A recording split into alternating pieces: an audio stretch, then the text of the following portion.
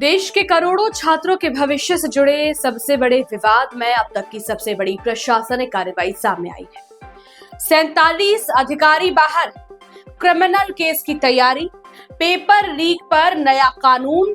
लेकिन इन सब के बीच पूरे देश में एक सवाल सबसे ज्यादा पूछा जा रहा है, क्या अधिकारियों को हटाकर सरकार राजनीतिक जवाबदेही से बच सकती है?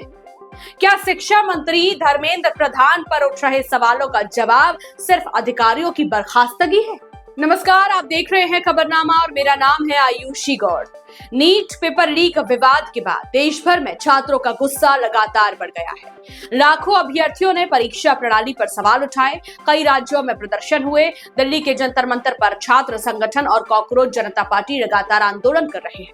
आंदोलनकारियों की प्रमुख मांगों में परीक्षा प्रणाली में सुधार, दोषियों के खिलाफ कड़ी कार्रवाई और केंद्रीय शिक्षा मंत्री धर्मेंद्र प्रधान की जिम्मेदारी तय करना शामिल है।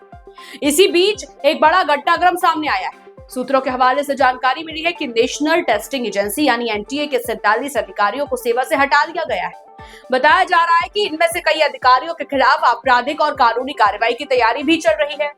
यदि यह कार्रवाई पूरी तरह लागू होती है तो एनटीए के गठन के बाद यह सबसे बड़ा प्रशासनिक कदम माना जाएगा।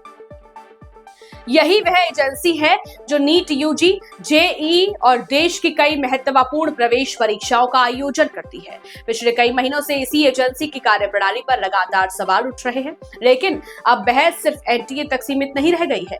देश भर में एक नया सवाल उठ रहा है, अगर 47 अधिकारी जिम्मेदार हैं तो उनकी जवाबदेही तय होनी चाहिए, लेकिन क्या केवल प्रशासनिक अधिकारियों पर कार्रवाई से पूरा मामला खत्म हो जाएगा? यही सवाल विपक्षी दल और छात्र संगठन लगातार उठा रहे हैं। कॉकरोच जनता पार्टी और कई छात्र संगठनों ने पहले ही स्पष्ट कर दिया है कि उनकी सबसे बड़ी मांग केंद्रीय शिक्षा मंत्री धर्मेंद्र प्रधान को मंत्रिमंडल से हटाने की है। हाल ही में केंद्रीय मंत्री जेपी नड्डा और डॉक्टर जितेंद्र सिंह के साथ हुई बैठकों में भी सीजेपी ने इस मांग को दोहराया था।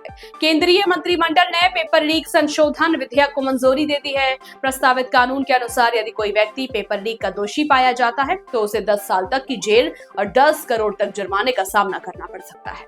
सरकार का कहना है कि इस कानून का उद्देश्य परीक्षा माफियाओं पर पूरी तरह लगाम लगाना है, लेकिन राजनीतिक बहस अब भी जारी है। विपक्ष का कहना है कि जब इतने बड़े पैमाने पर अधिकारियों के खिलाफ कार्रवाई की जा रही है तो यह भी स्पष्ट होना चाहिए कि इस पूरी व्यवस्था की निगरानी करने वाले शीर्ष स्तर पर किसकी जिम्मेदारी तय होगी। वहीं सरकार का पक्ष है कि जांच कानून के अनुसार आगे बढ़ रही है और किसी भी दोषी को बख्शा नहीं जाएगा। सरकार ने अभी तक शिक्षा मंत्री के खिलाफ किसी कार्रवाई का संकेत नहीं दिया है। अब निगाहें जांच एजेंसियों की अगली कार्रवाई पर टिकी हैं। क्या 47 अधिकारियों के बाद और भी नाम सामने आएंगे? क्या आपराधिक जांच का दायरा बढ़ेगा? क्या परीक्षा प्रणाली में वास्तव में बड़े सुधार होंगे? और सबसे बड़ा राजनीतिक सवाल, क्या यह कार्रवाई केवल अधिकारियों तक सीमित रहेगी या जवाबदेही का दायरा शीर्ष स्तर पर भी पहुंचेगा?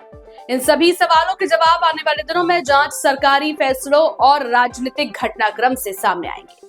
फिलहाल इतना तय है कि नीट पेपर लीक विवाद अब केवल परीक्षा का मामला नहीं रहा, बल्कि जवाबदेही, पारदर्शिता और शिक्षा व्यवस्था में भरोसा बहाल करने की सबसे बड़ी परीक्षा बन चुका है।